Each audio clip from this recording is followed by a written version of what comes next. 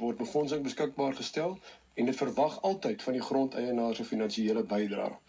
Die sukses is dat in die Breerivier vanuit Ceres, deur Mitchells Pass, Woolsley tot onder in Woester, waar een van die grootste natuurlike vlei lande wat nog oor is in die Breerivierstelsel, 600 hektaar, die Papenkuils vleiland, is 'n 75 km strek rivier nou feitelik silwerskoon en wall to wall.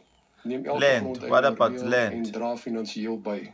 Hulle het in kultuur gekom na 4-5 jaar om te begroot vir indringerbeheer. What about land? Die waarde, soos Brown nou net verduidelik het, begin sien. Dus hier op 4 Talk about land. later kom jy agter, maar my inheemse plante, no, kom maar agter, land. Rehabiliteer, kom jou inheemse plante dan nou kom nee, land. Say something about land. En julle gaan verder om land. Sakeondernemings te stimuleer. What about land? Ons kan nie net die indringers beheer. No, ons kan nie net die land, man. Biomassa in die rivier los nie. Nou eerder as om dit ja, moet ons iets met hierdie